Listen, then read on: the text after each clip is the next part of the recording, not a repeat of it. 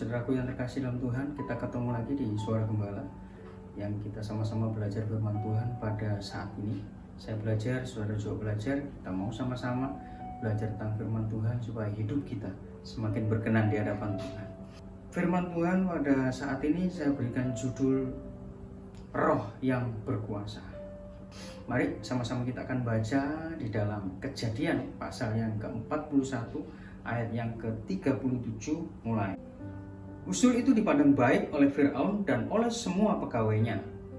Lalu berkatalah Fir'aun kepada para pegawainya, "Mungkinkah kita mendapat orang seperti ini, seorang yang penuh dengan roh Allah?" Kata Fir'aun kepada Yusuf, "Oleh karena Allah telah memberitahukan semuanya ini kepadamu, tidaklah ada orang yang demikian berakal budi dan bijaksana seperti engkau. Engkaulah menjadi kuasa atas tanahku, dan kepada perintahmu seluruh rakyatku akan taat.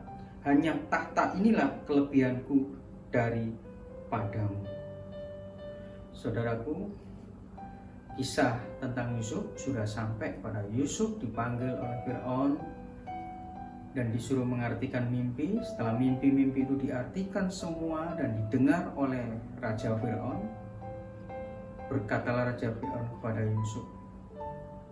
Ya, pada waktu itu Yusuf berkata, "Tuanku harus memilih seseorang yang bijaksana dan berakal budi, supaya dia bisa menimbun pada waktu limpahan untuk mencukupi kebutuhan rakyat Mesir pada waktu kelaparan," dan seterusnya dan seterusnya. Akhirnya Fir'aun menjawab, "Bagaimana mungkin kita bisa mendapatkan orang yang berakal budi dan penuh dengan roh Allah seperti engkau?" Nah, kita garis bawahi yang dikatakan ayat yang ke-38. Lalu berkatalah Fir'aun pada pegawainya, "Mungkinkah kita mendapat orang seperti ini, seorang yang penuh dengan roh Allah?" Jadi orang yang gak kenal dengan Tuhan, bukan orang Israel, itu bisa merasakan bahwa Yusuf adalah orang yang penuh dengan roh Allah. Nah, kita akan bahas bahwa kalau kita tahu perjalanan Yusuf dari mulai dia remaja umur 17 tahun, dia sudah dipisahkan dari orang tuanya, dijual ke Mesir, jadi budak, jadi tahanan, dan seterusnya. Ini waktu yang dibutuhkan Yusuf untuk banyak belajar. Dan satu yang dibutuhkan,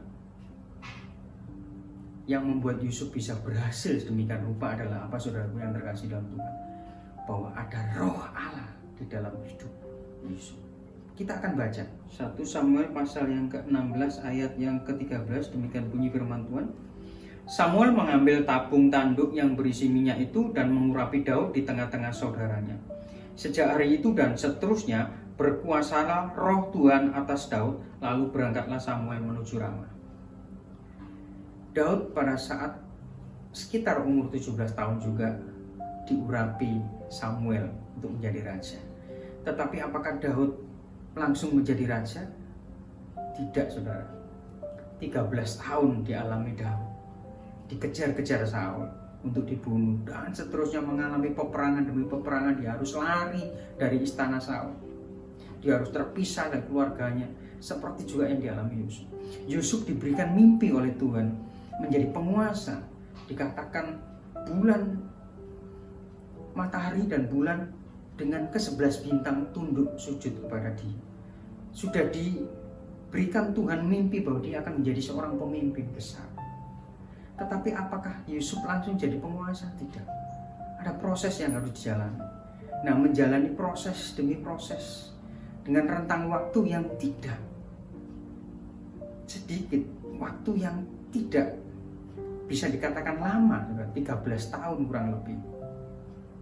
Ada satu yang dibutuhkan untuk setiap anak-anak Tuhan bisa mencapai janji Tuhan, rencana Tuhan yang sudah ditetapkan buat kehidupannya masing-masing. Ada satu yang dibutuhkan adalah apa, saudara? Baik Daud maupun Yusuf dikatakan pada waktu Daud diurapi menjadi raja, dikatakan oleh firman Tuhan, sejak saat itu berkuasalah roh Tuhan atas Daud. Jadi kita butuh roh yang berkuasa. Loh, kalau kita ngomong roh yang berkuasa, apakah bisa Roh Kudus, Roh Allah itu tidak berkuasa? Bisa.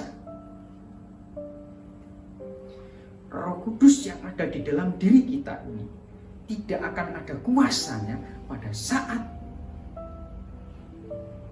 kemauan kita, kedagingan kita mengambil alih pimpinan di dalam kehidupan kita.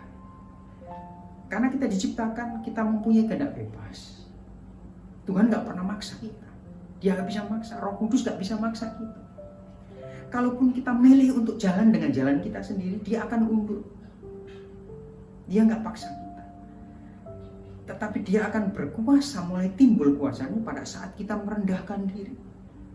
Pada saat kita menundukkan diri di bawah kuasa Tuhan. Nah, ini yang kita harus perhatikan, kita renungkan, kita harus berhati-hati. Perjalanan hidup dari seorang Daud Yusuf ini kalau kita renungkan bersama, dia membiarkan kedagingannya dimatikan. Sebetulnya dia ingin berontak, tetapi dia matikan itu semua.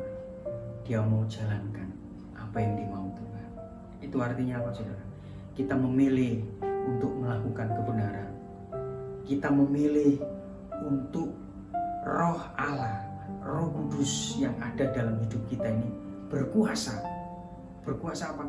Memegang pimpinan, menuntun setiap langkah kehidupan kita, setiap keputusan kita. Roh Kudus yang tentukan. Karena apa, saudara? Bukan kita jadi robot atau apa, saudara. Tetapi manusia ini tidak akan pernah bisa untuk mengambil satu keputusan yang terbaik buat dirinya. Ya, dikatakan pada zaman Nuh, ya, kecenderungan hatinya selalu membuahkan kejahatan. Sampai sekarang. Maka dari itu kita butuh Roh Kudus. Sejauh mana Roh Kudus harus menguasai hidup kita? Sepenuhnya hidup dipenuhi oleh Roh Kudus, hidup dipimpin oleh Roh Kudus, dan biarlah Roh itu berkuasa atas kehidupan kita. Secara pribadi kita merasakan Roh itu berkuasa atas kehidupan kita, dan di dalam hidup kita mengalami perkara-perkara yang besar oleh karena Roh Allah yang besar itu yang menjalankan di dalam kehidupan kita. Kita sendiri merasakan dan orang lain bisa merasakan. Pada waktu itu Fir'aun berkata, bagaimana mungkin kita mendapatkan seseorang yang penuh dengan Roh Allah? Apakah di dalam kehidupan saudara orang lain sudah bisa merasakan bahwa Roh Allah ada dalam diri saudara? Kalau belum, mungkin saudara belum mengalami mujizat, mungkin orang lain belum mengalami dan bisa melihat di dalam diri kita ini ada Roh Allah yang besar. Itu berarti bahwa di dalam hidup kita belum memberikan tempat yang layak bagi Roh Kudus untuk berkuasa dalam hidup kita. Jangan pernah mematahkan kuasa Roh Kudus di dalam hidup ini. Dengan apa? Dengan kemauan kita sendiri. Kalau kita memberi diri kita untuk dipimpin oleh Roh Kudus, maka dia akan berkuasa atas hidup kita, dan dia akan menuntun kehidupan kita langkah demi langkah, dan dia akan melakukan perkara-perkara yang besar di dalam kehidupan kita, sehingga kita boleh menjadi kesaksian bagi banyak orang. Nama Tuhan dipermuliakan. Untuk itu saudara yang terkasih dalam Tuhan, biarlah Roh Kudus yang ada di dalam kehidupan kita semua berikan tempat bagi dia yang pantas, supaya dia benar-benar berkuasa dan membawa kita kepada janji Tuhan yang luar biasa. Seperti yang dialami oleh Yusuf, dia menjadi penguasa di Mesir. Oleh karena apa? Oleh karena Roh yang besar yang ada di dalam diri Yusuf, yang dibiarkan dia secara leluasa berkuasa dan memimpin kehidupannya sampai dituntun kepada rencana Tuhan yang besar yang Tuhan sudah sediakan buat kehidupan Yusuf. Ayo kita belajar dengan keadaan kita saat ini. Kita biarkan Roh Allah bekerja. Pada saat Roh Allah bekerja, tidak ada yang mustahil bagi Tuhan, dan tidak ada yang mustahil bagi kita, orang-orang yang percaya. Amin. Tuhan memberkati. Allah Roh